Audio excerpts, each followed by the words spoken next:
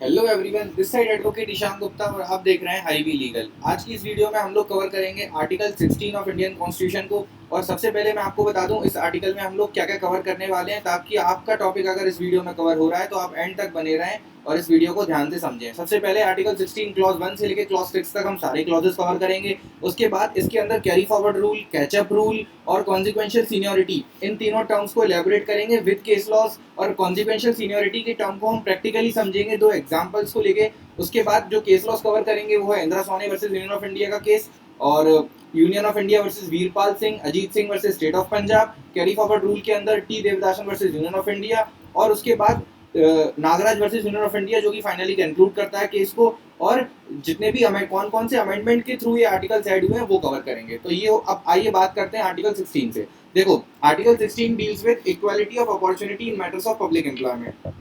तो मतलब कि पब्लिक एम्प्लॉयमेंट मतलब स्टेट के अंदर जो भी पोस्ट होंगी उन पोस्ट में, जैसे कि एमपीपीएससी, सिविल जज एग्जामिनेशन, जो भी गवर्नमेंट पोस्ट होती है उन गवर्नमेंट पोस्ट पर एम्प्लॉयमेंट के अंदर रिजर्वेशन दिया जा सकता है या नहीं दिया जा सकता, और इनमें इक्वालिटी मेंटेन करना है। ये आर्टिकल 16 बताता है फिजिकली पब्लिक एम्प्लॉयमेंट से रिलेटेड। तो सबसे पहले आर्टिकल 16 क्लॉज 1 और 16 क्लॉज 2 जनरल रूल की बात करते हैं, और उसके बाद के सारे क्लॉजेस उसके एक्सेप्शन है। तो सबसे पहले तो जनरल रूल क्या है। पहला जनरल रूल है कि आर्टिकल 16 क्लॉज 1 बोलता है हमको कि it provides that guarantee to citizen for equality of opportunity in matters of employment or appointment to any post under the state। तो ये सिंपल सी बात करता है, ये सिटीजन ये गारंटी देता है सिटीजन्स को कि हाँ हम इक्वालिटी मेंटेन करेंगे एम्प्लॉयमेंट और अपॉइंटमेंट में to post under the state. तो ये तो जनरल रूल हो गया। तो अच्छी अच्छी बातें होंगी जो वो दो क्लॉजेस में कर देंगे। फिर उसके बाद सेकंड क्लॉज में बोल रहे हैं कि provides that citizen shall not be discriminated against और made ineligible in respect of employment और office of state only on ground of religion, race, caste, sex, descent, place of birth, residence or any of them। तो ये यहाँ पर 16 clause 2 में बोल दिया वापस से उसी चीज को और स्पेसिफाई करते हुए कि सिटीजन के साथ हम डिस्क्रिमिनेशन नहीं करेंगे इन रिस्पेक्ट ऑफ एम्प्लॉयमेंट और ऑफिस अंडर द स्टेट। किस ग्राउंड पे? Religion, race, caste, sex, descent, place of birth, residence और एनी वन ऑफ देम। ये क्वाइट सेल्फ एक्सप्लेनेटरी है। क्लॉज 1 क्लॉज 2 आपको समझ आ गए होंगे कि बेसिकली वो डिस्क्रिमिनेशन के लिए प्रोहिबिट कर रहे हैं किसी भी तरह के गवर्नमेंट पोस्ट पर। लेकिन अब आ जाते हैं एक्सेप्शन पे। इसका सारा अस्तित्व ही खत्म कर देते हैं वो जब वो 16 क्लॉज 3, 4, 4A, 4B और 5, 6 पे जाते हैं। तो सबसे पहले आर्टिकल 16 क्लॉज 3।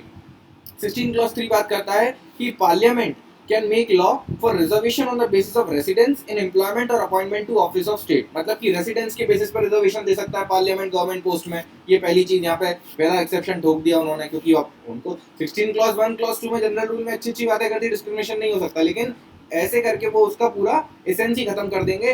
जैसे कि 16 क्लॉज 3 बोलता है कि पार्लियामेंट रेसिडेंस के बेसिस पे एम्प्लॉयमेंट और appointment to office of state में रिजर्वेशन दे सकता है। 16 क्लॉज 4 पे आते हैं। 16 क्लॉज 4 बोलता है कि it allows the state for reservation in appointment और पोस्ट टू, कौन से लोगों को, मतलब को गवर्नमेंट पोस्ट में रिजर्वेशन दे सकता है, कौन से लोगों को आर्टिकल 16 क्लॉज 4 अलाउ करता है। तो he must be a citizen of any backward class और and the said class is not adequately represented in services under the state. तो वो एक किसी बैकवर्ड क्लास का सिटीजन होना चाहिए, और वो बैकवर्ड क्लास जो है that class should not be adequately represented in services under the state. तो ऐसे सिटीजन्स को आर्टिकल 16 क्लॉज 4 कहता है कि ऐसे सिटीजन्स को हम रिजर्वेशन दे सकते हैं इन अपॉइंटमेंट और पोस्ट अंडर द स्टेट। तो ये यहाँ पर वापस से एक नया एक्सेप्शन खड़ा हो गया 16 क्लॉज 4 में। अब इस आर्टिकल 16 क्लॉज 4 को क्लैरिफाई करने के लिए कि भाई आप अपॉइंटमेंट में आपने बोला तो क्या आप प्रमोशन में भी रिजर्वेशन दे सकते हो, या आप कितने एक्सटेंड तक रिजर्वेशन दे सकते हो, तो वो क्लैरिफाई किया गया Indira Soni versus union of India के इसके अंदर।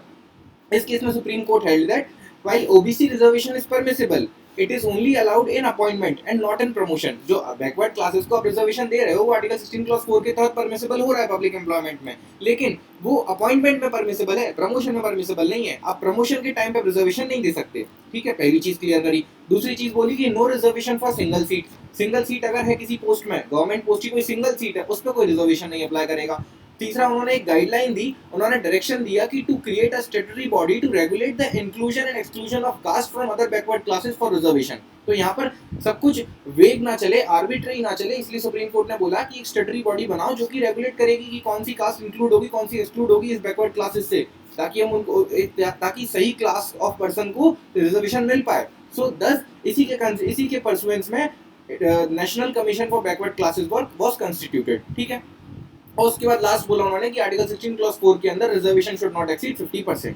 ये हो गई सारी guidelines Indira Soni versus union of India की। अब यहाँ पर आर्टिकल 16 क्लॉज 4 कंप्लीट होता है। फिर आते हैं आर्टिकल 16 क्लॉज 4 कैपिटल ए पे। देखो 16 क्लॉज 4 कैपिटल ए मतलब अमेंडेड क्लॉज है, अमेंडेड क्लॉज है, मतलब इसका जन्म कब हुआ? 77th अमेंडमेंट ऑफ 1995 के थ्रू पार्लियामेंट ने इसको लाया, पहली चीज। दूसरी चीज, इसकी जरूरत क्या पड़ी, क्यों लाया इसको? क्योंकि इनको Indira Soni versus union of India के केस को बाईपास करना था। पार्लियामेंट को हमेशा जुडिशरी को बाईपास करना होता है, तो वो उसके पास पावर होती है अमेंडमेंट के थ्रू लॉज लाने की। तो वो क्या करता है, parliament has added article 16 clause 4 capital A which provided for reservation and promotion with consequential seniority in services under the state only for SC and ST. SC and ST के लिए वो प्रमोशन में भी रिजर्वेशन प्रोवाइड करना चाहते थे, इसलिए उन्होंने आर्टिकल 16 क्लॉज 4 कैपिटल ए अलग से लिया है, जिसमें उन्होंने बोला कि अभी तक तो वो यहाँ पर ऊपर तो वो गलती कर चुके थे, क्योंकि उन्होंने क्या बोल दिया 16 क्लॉज 4 में कि रिजर्वेशन इन अपॉइंटमेंट, लेकिन और उसी चीज को क्लैरिफाई करते हुए इंदिरा सोनी ने बोल दिया कि ठीक है अपॉइंटमेंट में तो दो, प्रमोशन में मत दो। लेकिन उसके बाद फिर 16 क्लॉज 4 कैपिटल ले लिया है, उसमें उन्होंने प्रमोशन वर्ड यूज कर दिया कि नहीं आप प्रमोशन में भी रिजर्वेशन दे सकते हो, and that too with consequential seniority. अब देखो यहाँ पर दो टर्म है, एक रिजर्वेशन इन प्रमोशन और दूसरा विद कॉन्सिक्वेंशियल सीनियरिटी। जो विद कॉन्सिक्वेंशियल सीनियरिटी की टर्म है उसको हम अभी डिटेल में समझेंगे, लेकिन आप प्रमोशन को समझ लो कि प्रमोशन में रिजर्वेशन मिल सकता है, ये आर्टिकल 16 क्लॉज 4 कैपिटल बोलता है, 4 कैपिटल ए बोलता है। अब इसके अंदर कॉन्सिक्वेंशियल, अब इस प्रमोशन से एनोमली क्या क्रिएट हो रही थी, क्या एनोमली क्रिएट हो रही थी? देखो अगर आप प्रमोशन में रिजर्वेशन दे दोगे तो एक अगर मान लो, इसको हम एक एग्जांपल से समझते हैं, ठीक है। ए और बी दो ऑफिसर्स हैं जो पुलिस कांस्टेबल की जॉब पे अप्लाई, जिन्होंने पुलिस कांस्टेबल की जॉब के लिए अप्लाई किया था, ठीक है, ये एग्जांपल है। ए एक जनरल कैटेगरी का पर्सन है और बी एससी एसटी का पर्सन है। अब यहाँ पर ए ने पुलिस सर्विसेज को ज्वाइन किया एज अ कांस्टेबल इन 2020 में, और बी ने एससी एसटी का था, वो रिजर्व कैटेगरी का था, उसने ज्वाइन किया पुलिस सर्विसेज एज कांस्टेबल इन 2023। अब यहाँ पर 2025 में अब हुआ क्या कि क्योंकि 2023 में बी रिजर्व कैटेगरी का है और इसको प्रमोशन में भी रिजर्वेशन है, मतलब इसका प्रमोशन जल्दी होगा as compare to general category वाले पर्सन, तो इसका प्रमोशन जल्दी होगा। तो ये 2023 में तो आया था, मतलब इससे लेट आया और जल्दी प्रमोट हो गया, 2025 में ये प्रमोट हो गया। 2025 में B is promoted to the post of head constable due to reservation and promotion, तो यहाँ पर वो 2025 में प्रमोट भी हो गया। ये भाई जनरल कैटेगरी के 2020 में आए थे और 2025 तक अभी भी ये कांस्टेबल ही है, क्योंकि इनको प्रमोशन में रिजर्वेशन नहीं है, तो जो फिक्स टेन्योर है वो इनको फुलफिल करना पड़ेगा। तो 2025 की अगर स्टेज देखी जाए तो यहाँ पर कौन सीनियर हो गया, यहाँ पर तो बी सीनियर हो गया, जबकि एक्चुअल में सीनियर कौन होना चाहिए, ए सीनियर होना चाहिए, क्योंकि वो 2020 से सर्व कर रहा है। बी तो हमारे जो रिजर्व कैटेगरी है वो 2023 से सर्व कर रहे हैं। तो क्योंकि reservation is provided in promotion also by article 16 clause 4 capital A, so this anomaly was created कि जो पर्सन लेट आ रहा है वो ज्यादा वो सीनियर बन जा रहा है उस पर्सन के कंपैरिजन में जो ऑलरेडी जो ज्यादा टाइम सर्व कर चुका है, ठीक है। अनरिजर्व कैटेगरी के कंपैरिजन में रिजर्व कैटेगरी वाला कैंडिडेट जल्दी सीनियर बन जा रहा है, तो दिस वाज द एनोमली। अब इस एनोमली, ये जैसे ये एनोमली थी तो इसको ये प्रॉब्लम आ गई, इस प्रॉब्लम को रिजॉल्व करने के लिए फिर आया केस, ठीक है। हमेशा की तरह होता है, पार्लियामेंट ने कुछ गड़बड़ करी है, सुप्रीम कोर्ट में केस फाइल होगा, फिर कोर्ट उस पर डिसीजन देगा। तो देखो अब उसमें केस फाइल हुआ union of India versus Veerpal Singh का और Ajit Singh versus state of Punjab का, ये दोनों केसेस सिमिलर मैटर से रिलेटेड हैं। तो this anomaly was resolved in these two cases, और इसमें सुप्रीम कोर्ट ने एक नया रूल लेट डाउन किया, दैट इज कैचअप रूल, ठीक है। कि अभी तक से हम कॉन्सिक्वेंशियल सीनियरिटी की टर्म पे कंफ्यूज मत होना, उसको भी हम नहीं समझ रहे हैं, अभी हम उस पर आएंगे। प्रमोशन से ही क्या कंफ्यूजन हुआ कि प्रमोशन से गड़बड़ ये आई कि भाई जो लेट आ रहा है वो जल्दी प्रमोट हो जा रहा है, वो जल्दी सीनियर बन जा रहा है, तो उसको रिमूव करने के लिए कैचअप रूल को ले आए, ठीक है। कैचअप रूल आया, सुप्रीम कोर्ट कैचअप रूल लेके आया which said that in cases described above, the general unreserved category candidate would retain his seniority after getting promoted। अब देखो इसको वापस एग्जांपल से समझ लेते हैं कि कैचअप रूल का मतलब क्या है। सुप्रीम कोर्ट जो कैचअप रूल लेके आया उसका मतलब क्या था, तो देखो कैचअप रूल के अंदर उन्होंने ये कहना चाह रहे हैं कि चलो ठीक है 2025 में तो बी सीनियर है, लेकिन उसके बाद कभी तो समय आएगा जनरल कैटेगरी कैंडिडेट का कि वो भी सीनियर बनेगा, तो वो समय आया 2027 में। 2027 में ए प्रमोट हो गया टू हेड कांस्टेबल। तो कैचअप रूल ये कहता है कि पहले तो बी सीनियर था, लेकिन अप्लाइंग कैचअप रूल अब ए भी हेड कांस्टेबल है और 2027 में बी भी हेड कांस्टेबल है, लेकिन दोनों हेड कांस्टेबल हैं तो सीनियर कौन होगा, तो कैचअप रूल अप्लाई करते हुए A will regain and restore his seniority in terms of total service he has rendered to the department. तो उसने क्योंकि 2020 से वो सर्व कर रहा है तो उसने टेन्योर जो उसका था वो ज्यादा था, तो उस कारण से he will again regain his seniority, मतलब वो 2025 से 27 तक के बीच में वो जूनियर रहेगा इसका बी का। लेकिन 2027 में जैसे ही वो हेड कांस्टेबल बना तो वो अब ये भी हेड कांस्टेबल है, बी भी हेड कांस्टेबल है, तो अप्लाइंग द कैचअप रूल ये अपनी सीनियरिटी को कैचअप कर लेगा। पुरानी सीनियरिटी जो टर्म के टेन्योर के बेसिस पे जो उसकी सीनियरिटी जो थी उसको ये कैचअप कर लेगा, और उस बेसिस पे अब ये सीनियर कहलाया जाएगा इन कंपैरिजन टू बी जो कि प्रमोशन में रिजर्वेशन के कारण जल्दी प्रमोट हो गया था। तो ये होता है कैचअप रूल। इससे वापस से जस्टिस सर्व हो रहा था कि हाँ चलो ठीक है आपको प्रमोशन में रिजर्वेशन दे भी रहे हैं, लेकिन कैचअप रूल के थ्रू जैसे ही प्रमोट होगा वो पर्सन तो he will regain his seniority. तो यहाँ तक सब अच्छा चल रहा था, लेकिन फिर पार्लियामेंट को हजम नहीं हुआ ये fact, parliament couldn't digest this fact कि भाई उनका तो पर्पस ही डिफीट हो गया ना। प्रमोशन रिजर्वेशन वाले कैटेगरी, उनका वोट बैंक क्या है, रिजर्व कैटेगरी वाले लोग, और रिजर्व कैटेगरी वाले लोग अगर उनका वोट बैंक है और उनके उनके बेनिफिट के लिए आर्टिकल 16 क्लॉज 4 कैपिटल ये लाए थे कि उनके प्रमोशन में रिजर्वेशन मिल जाएगा, लेकिन वो अल्टीमेटली तो कैचअप रूल के थ्रू वो पर्पस डिफीट हो रहा था। तो फिर वापस से पार्लियामेंट एक नया अमेंडमेंट ले आई, हर बार की तरह एक और क्लॉज ऐड कर दिया, और एक और अमेंडमेंट ले आई, और उस अमेंडमेंट में क्या किया उन्होंने, अब पार्लियामेंट ने इस कैचअप रूल को निगेट करने के लिए 85th कॉन्स्टिट्यूशनल अमेंडमेंट के through they introduce the term consequential seniority. अब यहाँ पर जो 77th अमेंडमेंट के थ्रू आर्टिकल 16 क्लॉज 4 कैपिटल ए में सिर्फ इतनी बात ऐड हुई थी कि provided for reservation in promotion, but promotion with consequential seniority वाली जो टर्म है ये ऐड हुई 85th कॉन्स्टिट्यूशनल अमेंडमेंट से। 77th अमेंडमेंट में उन्होंने सिर्फ प्रमोशन के बारे में, रिजर्वेशन के बारे में ऐड किया था, लेकिन जब उन्होंने देखा कि भाई ये कैचअप रूल लाके सब गड़बड़ हो गई है, तो उसके बाद फिर उन्होंने 16 क्लॉज 4 कैपिटल ए को फिर से अमेंड कर दिया under bye 85th constitution amendment, और उसमें ऐड कर the term by consequential seniority. इसका मतलब क्या था कि अब कॉन्सिक्वेंशियल सीनियरिटी से मतलब ये है कि भाई एक बार अगर जो वो जो SC/ST का कैंडिडेट है बी पर्सन, वो एक बार अगर प्रमोट हो गया तो वो जो पर्सन पहले प्रमोट हो गया वही सीनियर रहेगा, कैचअप रूल अप्लाई नहीं करेगा। तो इसलिए इसने कॉन्सिक्वेंशियल सीनियरिटी की टर्म ने कैचअप रूल को नेगेट कर दिया। It implied that the reserve candidate is promoted before general category candidate, then the reserve category candidate will retain his seniority. Reserve category candidate क्योंकि जल्दी प्रमोट हो गया था, तो इसका मतलब ये नहीं कि अब वो टेन्योर के बेसिस पर कैचअप रूल अप्लाई करते हुए वो वापस से जूनियर हो जाएगा, नहीं, एक बार अगर वो जल्दी प्रमोट हो गया तो he will retain his seniority. By consequential seniority का मतलब है कि कैचअप रूल अप्लाई नहीं करेगा, he will retain the reserve category candidate who was promoted earlier, who was promoted earlier in comparison to unreserved category candidate, that reserve category candidate will retain his seniority। ठीक है, तो वो अपनी यहाँ पर फिर टेन्योर को उन्होंने इररिलेवेंट डिक्लेयर कर दिया कि टेन्योर आपने भले ज्यादा सर्व किया हो, लेकिन जो पहले सीट पे आ गया वही सीनियर माना जाएगा। तो रिजर्व कैटेगरी कैंडिडेट प्रमोशन में रिजर्वेशन के कारण जल्दी सीट पे आ गया था, जल्दी प्रमोट हो गया था, तो वही सीनियर कहलाएगा, इसीलिए ये कॉन्सिक्वेंशियल सीनियरिटी टर्म ऐड हुई। तो अब कंक्लूजन यही निकला कि भाई कैचअप रूल अप्लाई नहीं करता है। कंक्लूजन यही है कि रिजर्व कैटेगरी कैंडिडेट को अगर प्रमोशन में भी रिजर्वेशन है और अगर वो जल्दी प्रमोट हो गया उसके तहत, so वो he will remain senior applying the concept of consequential seniority। अब टर्म क्लियर है, अगर अभी भी कोई डाउट है तो आप कमेंट सेक्शन में पूछ सकते हो।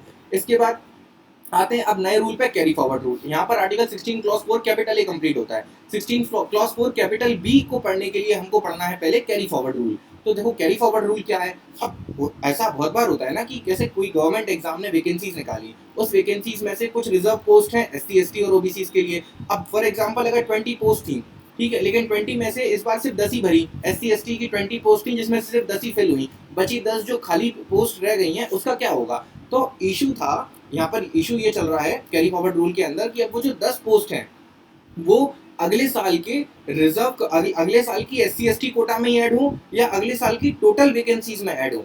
अगर अगली साल वापस से 100 वैकेंसी आनी है तो वो 100 में वो 10 वैकेंसी और ऐड हो जाए SC/ST वाली जो वेकेंट रह गई थी, या फिर अगली साल जो 100 में से वापस से 20 SC/ST कैटेगरी की जो रहेंगी उस 20 में ये 10 ऐड हो जाए तो अगली साल SC/ST वालों के लिए टोटल 30 हो जाए। ठीक है, तो ये इशू था। तो कैरी फॉरवर्ड रूल बोलता है, this rule states that if in a particular year all the reserve seats have not been filled, अगर सारी रिजर्व सीट्स, मान लो अगर 20 रिजर्व सीट्स हैं और वो पूरी फिल नहीं हो पाई, तो the shortfall post, the empty post shall be carried to next year and would be added to the reserve quota of next year। तो फिर वो रिजर्व कोटा में कैरी फॉरवर्ड रूल कहता है कि अगर SC/ST की 20 पोस्ट में से 10 पोस्ट खाली रह गई तो वो अगले साल की SC/ST में ही 10 पोस्ट ऐड होंगी, वो टोटल नंबर ऑफ सीट्स में ऐड नहीं होंगी, टोटल वैकेंसीज में ऐड नहीं होंगी, जिसमें जनरल भी इंक्लूडेड है उसमें ऐड नहीं होंगी, वो ऐड होंगी उसी रिजर्व कोटा के टोटल उसी रिजर्व कोटा के अंदर ऐड होंगी अगले साल के रिजर्व कोटा में। तो it would be added to the reserve quota of next year, so it will not be added to total number of seats which includes reserved seats and unreserved seats, it will only be added to the reserved seats quota of next year।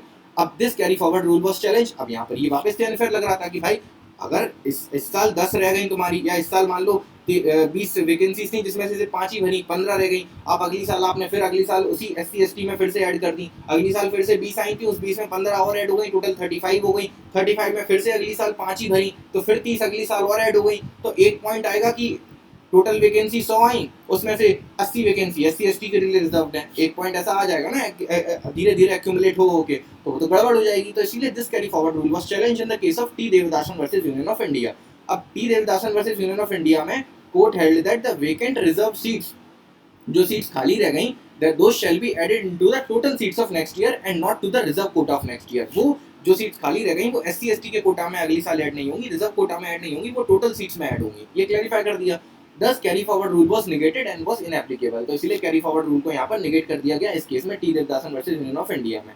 अब इसके बाद फिर आगे case आया Indira Soni versus union of India का। Indira Soni versus union of India ने इसी same issue पे बोला कि the reservation limit of 50% shall apply to current as well as backlog vacancies. आप चाहे मतलब Indira Soni versus union of India ने ये क्लैरिफाई किया कि आप रिजर्वेशन दे रहे हो, ठीक है दे दो, आप कितनी आप रिजर्वेशन की सीट्स को T Devadasan versus union of India के तहत आप जो वेकेंट सीट्स हैं वो अगले साल की टोटल सीट्स में ऐड कर रहे हो कर दो। लेकिन किसी भी केस में चाहे आप करंट ईयर में रिजर्वेशन दे रहे हो, चाहे आप बैकलॉग वैकेंसीज को कंसीडर करते हुए रिजर्वेशन दे रहे हो, रिजर्वेशन लिमिट 50% से ज्यादा नहीं हो सकती। अगर 100 वैकेंसी है तो 50% से ज्यादा रिजर्वेशन के लिए सीट्स नहीं दिए जा सकते। ये क्लियर कर दिया गया Indira Soni versus union of India में, ठीक है। अब इन सब चीजों से दिक्कत हुई क्योंकि ये तो भाई टोटल सीट्स में ऐड हो रहा है, पार्लियामेंट को फिर से ये फैक्ट डाइजेस्ट नहीं हो पाया। पार्लियामेंट तो क्या चाह रहा था कि वो कैरी फॉरवर्ड रूल अप्लाई हो, तो इसलिए पार्लियामेंट ले आया article 16 clause 4 capital B. Article 16 clause 4 capital B का जन्म हुआ 81st अमेंडमेंट 2000 से, which validated the carry forward rule. इसने कैरी फॉरवर्ड रूल को वैलिडेट कर दिया। इसने बोला 16 क्लॉज 4 कैपिटल बी ने कि the vacancies which could not be filled up in the previous year shall be treated as a separate class of vacancy and will be filled up in the any succeeding year in the same reserve quota. जो vacancies इस साल fulfil नहीं हो पाई वो vacancies एक separate class of vacancy treat की जाएगी, और वो सेपरेट क्लास ऑफ वैकेंसी अगली साल की टोटल नंबर ऑफ वैकेंसी में ऐड नहीं होगी। वो सेपरेट क्लास ऑफ वैकेंसीज जो फुलफिल नहीं हो पाई पिछले साल में वो अगले साल के उसी सेम रिजर्व कोटा में ऐड होंगी, ठीक है। तो ये बोल दिया गया, और ये ऐड होंगी और ये 50% की लिमिट को भी फॉलो नहीं करेंगी, इररिस्पेक्टिव की भले वो 50% लिमिट के बियॉन्ड भी जा रहा हो तब भी वो उसी सेम रिजर्व कोटा में ऐड होंगी। वापस से उन्होंने यहाँ पर इंदिरा सोनी की जजमेंट को निगेट कर दिया। पार्लियामेंट ने 16 क्लॉज 4 कैपिटल बी को लाके Indira Soni versus union of India के जजमेंट को बाईपास कर दिया, क्योंकि 50% की लिमिट को भी ओवरराइड कर सकता है वो एक्यूमुलेशन ऑफ शॉर्टफॉल वैकेंसीज, और उसने T Devadasan versus union of India को भी बाईपास कर दिया। तो अब फिर से अब यहाँ पर पार्लियामेंट ने फिर से गड़बड़ करी है, तो फिर से सुप्रीम कोर्ट पिक्चर में आएगा। फिर आया पिक्चर सुप्रीम कोर्ट। अब यहाँ पर Nagaraj versus union of India का केस इंपॉर्टेंट हो जाता है, क्योंकि इस केस ने फिर फाइनली इस पूरे हसल को कंक्लूड कर दिया कि आर्टिकल 16 क्लॉज 4A में रिजर्वेशन एंड प्रमोशन में क्या होगा, और आर्टिकल 16 क्लॉज 4 कैपिटल बी में जहाँ पर कैरी फॉरवर्ड रूल अप्लाई हो रहा था, आप बोल रहे हो कैरी फॉरवर्ड रूल अप्लाई होगा, तो उसको क्लैरिफाई कर दिया। तो इसमें बोला Nagaraj versus union of India में in this case 77th and 81st amendment which added article 16 clause 4 capital A and 16 clause 4 capital B respectively were held valid. इसने अपहेल्ड कर दिया कि ठीक है, पार्लियामेंट ने जो 16 क्लॉज 4 कैपिटल ए मतलब reservation and promotion with consequential seniority को अपहेल्ड कर दिया, और 16 क्लॉज 4 कैपिटल बी मतलब carry forward rule will apply उसको भी अपहेल्ड कर दिया। But it further stated that to provide the reservation under Article 16 Clause 4A and 4B, a triple test is to be followed। तो नागराज ने फिर triple test लाया कि ठीक है, तुम्हारे पार्लियामेंट तुमने clause 4 capital A clause 4 capital B लाए हो, ठीक है वैलिड है, लेकिन इन बेसिस पे अगर clause 4 capital A clause 4 capital B के बेसिस पे अगर आपको रिजर्वेशन देना है तो आपको ट्रिपल टेस्ट फॉलो करना पड़ेगा। क्या है ट्रिपल टेस्ट? पहला है to prove the backwardness of SC and ST। आप ऐसे ही नहीं बोल सकते कि ये बैकवर्ड है, you have to show some quantitative data highlighting the inadequate representation। आपको एक क्वांटिटेटिव डाटा शो करना पड़ेगा कि ये एक्चुअल में बैकवर्ड लोग हैं, ये backwardness of SC and ST आपको प्रूव करना है। Second, to prove that they are inadequately represented. चलो बैकवर्ड हैं तो ठीक है, लेकिन वो उस पर्टिकुलर पोस्ट पे इनएडिक्वेट, ऐसा जरूरी थोड़ी है कि इंसान बैकवर्ड है तो वो उस पोस्ट पे उसको नौकरी दे दो। अगर वो एडिक्वेटली उस पोस्ट पे ऑलरेडी पहुंच चुका है तो फिर क्यों रिजर्वेशन देना? तो इसलिए सेकंड पॉइंट है कि to prove that those backward people are inadequately represented in the services of the state। ठीक है, तो वो प्रूव करना पड़ेगा। थर्ड है to prove that it is necessary to maintain overall efficiency of administration. तो ये प्रूव करना पड़ेगा कि ऐसा रिजर्वेशन देना जरूरी है so as to maintain the overall efficiency of the administration. तो अगर ये ट्रिपल टेस्ट फॉलो कर दोगे तो आप 16 क्लॉज 4 कैपिटल ए और 16 क्लॉज 4 कैपिटल बी के तहत रिजर्वेशन दे सकते हो। ये finally Nagaraj versus union of India में कंक्लूड कर दिया कि reservation promotion with consequential seniority yes, फिर कैरी फॉरवर्ड रूल यस, लेकिन ट्रिपल टेस्ट फॉलो करो। अब फिर से इसी केस के बाद जर्नैल सिंह वर्सेस लक्ष्मी नारायण गुप्ता का केस आया, जिसने बोला कि court struck down the first test of Nagaraj judgement and upheld second and third test for reservation and promotions and held that. तो यहाँ पर अब जो ऊपर की 3 ट्रिपल टेस्ट थे जिसमें बैकवर्डनेस को भी प्रूव करना था, उस रिक्वायरमेंट को स्ट्रक डाउन कर दिया गया जर्नैल सिंह वर्सेस लक्ष्मी नारायण गुप्ता के केस में, और बोला कि आपको अगर 16 क्लॉज 4 कैपिटल ए और 16 क्लॉज 4 कैपिटल बी के तहत रिजर्वेशन देना है तो आपको सिर्फ ये दो ही टेस्ट फुलफिल करने हैं कि पहला to prove that they are inadequately represented in services of state, दूसरा कि to prove that it is necessary to maintain overall efficiency of administration, you need not prove that the backwardness of SC and ST. ठीक है, ये Jarnail Singh versus Lakshmi Narayan Gupta case में held हुआ, और उन्होंने बोला कि exclusion of creamy layer in reservation applies to SC ST also in addition to OBC. तो क्रीमी लेयर अगर है उन एससी एसटी और ओबीसी के अंदर अगर कोई क्रीमी लेयर है तो उसको एक्सक्लूड किया जाएगा, उनको रिजर्वेशन नहीं दिया जाएगा। इस तरह से आर्टिकल 16 क्लॉज 4 कैपिटल ए और क्लॉज कैपिटल बी की कहानी कंक्लूड होती है। इसके बाद आते हैं आर्टिकल 16 क्लॉज 6 पे। 16 क्लॉज 5 ज्यादा इंपॉर्टेंट नहीं है, आप उसको खुद से पढ़ के समझ सकते हो। आर्टिकल 16 क्लॉज 6 बोलता है, ये इंसर्ट हुआ था through 103rd amendment which provided that state can make maximum 10% reservation in appointment or post in favor of economically weaker section. ये आर्टिकल 15 के अंदर भी हमने पढ़ा था कि वहां पर भी 10% रिजर्वेशन दिया गया था इकोनॉमिकली वीकर सेक्शन को। आर्टिकल 16 क्लॉज 6 में भी वही गवर्नमेंट पोस्ट में स्टेट के अंदर दी गई अपॉइंटमेंट और पोस्ट में 10% रिजर्वेशन इकोनॉमिकली वीकर सेक्शन को दिया जा सकता है। अब यहाँ से एक आपको क्वेश्चन रेज हुआ होगा कि क्या डिफरेंस है आर्टिकल 15 और 16 में, वहाँ भी रिजर्वेशन की बात है, यहाँ भी रिजर्वेशन की बात है। तो देखो आर्टिकल 15 क्लॉज 4 और आर्टिकल 16 क्लॉज 4 में डिफरेंस क्या है, तो क्योंकि आर्टिकल 15 क्लॉज 4 भी रिजर्वेशन के बारे में बात करता है और आर्टिकल 16 क्लॉज 4 भी रिजर्वेशन के बारे में बात कर रहा है, तो यहाँ पर आर्टिकल 15 क्लॉज 4 और 16 क्लॉज 4 डिफरेंस इसलिए हो जाते हैं क्योंकि यहाँ पर सबसे पहला पॉइंट है कि 15 clause 4 provides for special provision for backward classes, ठीक है, but article 16 clause 4 provides reservation for backward classes. 15 clause 4 backward classes के लिए एक स्पेशल प्रोविजन है, बट 16 क्लॉज 4 रिजर्वेशन प्रोवाइड करता है फॉर बैकवर्ड क्लासेस। ठीक है, दूसरा पॉइंट कि 16 क्लॉज 4 जो है वो लिमिटेड है पब्लिक एम्प्लॉयमेंट से, ये सिर्फ रिजर्वेशन पब्लिक एम्प्लॉयमेंट में बात कर रहा है, but article 15 clause 4 is exhaustive in nature, ये public employment, access to shops, public places, उन सब चीज को वाइडर एस्पेक्ट को कवर कर रहा है, और ये 16 क्लॉज 4 सिर्फ पब्लिक एम्प्लॉयमेंट को कवर कर रहा है।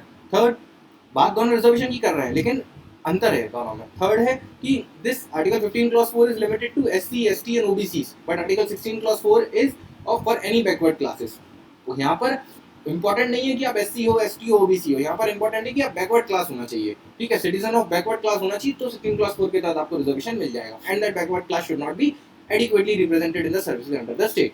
फोर्थ डिफरेंशिएटिंग पॉइंट है कि आर्टिकल 15 क्लॉज 4 में condition for backwardness is that he must be socially and educationally backward, but article 16 clause 4 में they can be backward on any ground. 15 clause 4 में आपको बैकवर्ड तभी कहा जाएगा जब आप एससी बीसी हो, socially and educationally backward classes, लेकिन 16 क्लॉज 4 में ऐसा कोई क्राइटेरिया नहीं है। This is the difference between article 15 clause 4 and 16 clause 4। ऐसा है कि मैंने इसलिए डिस्कस किया क्योंकि दोनों में रिजर्वेशन की बात हो रही थी। अगर आप वीडियो को यहाँ तक देख रहे हैं तो please like, share and subscribe, क्योंकि इस वीडियो को बनाने में बहुत मेहनत लगती है। आपको कंटेंट पसंद आया हो then do mention the same in the comment box. Good bye, thank you.